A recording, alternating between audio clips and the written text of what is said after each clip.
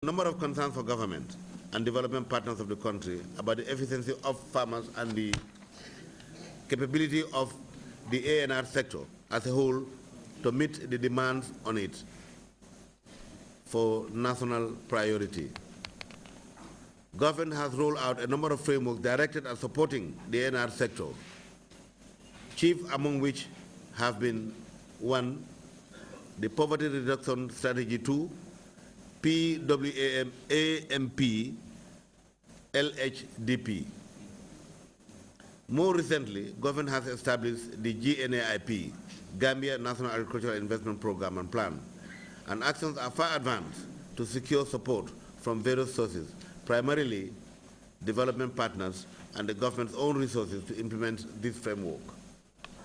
In view of the prevailing inadequate performances of the ANR sector to meet the demands on it, as expected even using previous and ongoing support frameworks, government has taken the opportunity at this time to dialogue with the largest group of agents in the sector and beneficiaries of the outcomes of support to the sector to find answers to the following concerns. Why the ANR sector is not performing as expected? Why are the farmers and agents in the sector not reaching expected efficiency levels? What are the real issues that impede progress at the farmers' level? What do farmers expect to be done by government, partners, and other stakeholders? What are the farmers themselves be prepared to do to increase their efficiency and make meaningful contributions to the priority objectives of the government for the sector and the country as a whole? What do partners also wish farmers and their associations to do to improve their conditions? I know you, like we in the government, are aware that these questions have been asked many times before, but by different interest groups at different times and for different purposes. And more so, the investigations have been ad hoc and perhaps not posed directly to farmers themselves. Direct dialogue with farmers at regional and national levels may have much to offer in the search for farmers' positions in resolving issues of inefficiency and low performance of the ANR sector. This conference, therefore, is a great opportunity for us to hear from the farmers themselves, how they feel, what they feel about the actions being taken in the ANR sector, especially how they could be involved. What they could also do to supplement efforts by providers such as government, development partners, civil organizations, and services that provide support to the sector. And above all, the way forward to ensure sustainable efficiency and increased performance of farmers, their associations and groups in the ANR sector. I have taken note of the organization of the conference, especially the holding of regional consultations that have been held prior to the conference, which I believe allowed for wide-level consultations between and among farmers and their partners in order to make their views known on the ANR sector. I also note that there will be group sessions during this conference where farmers, the government, and development partners will deliberate on issues such as I raised earlier, and others that will provide valuable guidance on the way forward for the sector.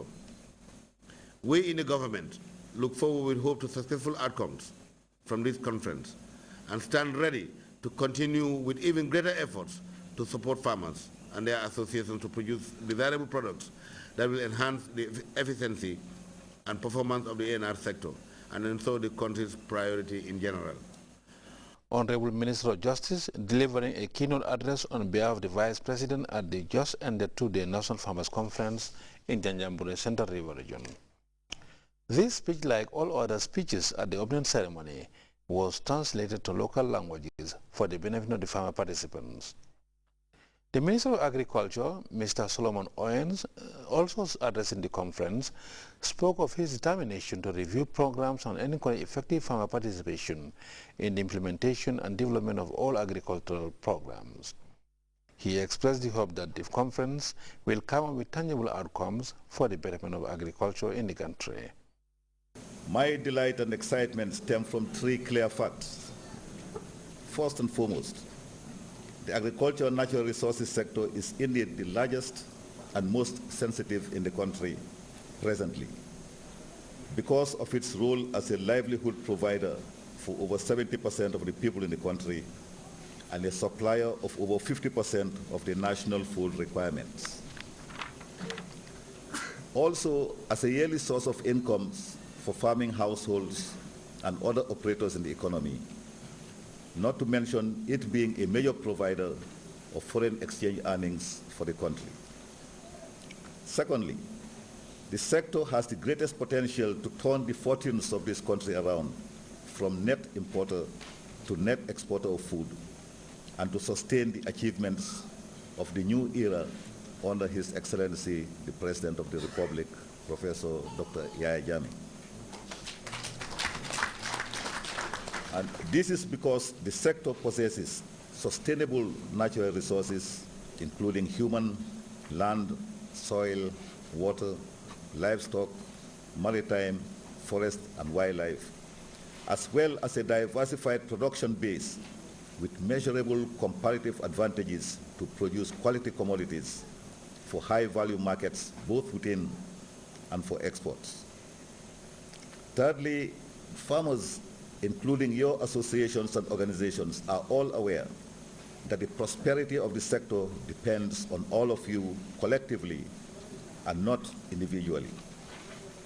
And you should all react at the shortest possible time in order to deliberate on any issue of urgency that will threaten the sector's survival, impede its development, or delay its prosperity.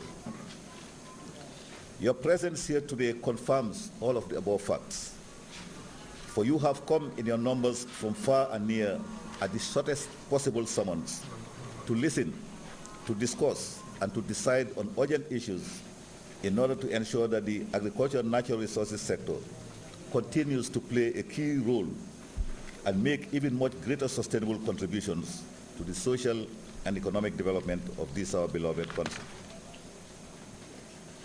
We, the government, and I'm sure many of you, the operators in this sector, are also fully aware that all is not well with the agricultural and natural resource sector presently, as it should be, especially when its report card reads like this.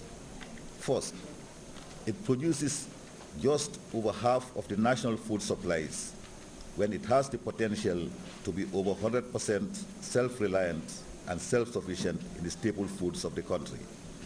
And household food production lasts for only 6 months of the year at the best of times, which are also not always realizable. Second, the sector is not resilient enough to withstand shocks from commodity markets such as soaring prices of food and essential inputs, or occurrences of negative agroclimatic conditions such as irregular rains and sudden droughts, even though improved technologies for sustainable increased production and productivity are available in the country. Thirdly, the sector does not compete well against cheap competitive imports, including rice, vegetables, poultry, fish, and livestock, which are demanded by high-value markets such as the tourism and entertainment industry in the country and export markets. And fourthly, employment is not increasing in and by this sector as expected, as there appears to be a constant stream of migration of labor from production areas to the urban areas, and ad hoc complaints have been heard from farmers and operators in the sector of reducing returns from their enterprises, due in part to an aging farming population. All of these developments have created serious concerns of the government for a number of reasons. Government has been consistently providing support to the sector in every national development framework it has established in the last 10 years, including, for example, the Poverty Reduction Strategies 1 and 2. Government has also recently established other frameworks in which the agriculture and natural resources sector is prominently positioned, and these are in various stages of implementation. And here I refer to the successor to the PRSP2 in the name of the PAGE, Program for Accelerated Growth and Employment, the Gambia National Agriculture Investment Plan, GNIPE, the ANR sector policy, the PWAM, the Nerika rice production and promotion, just to name a few. Government has also in the last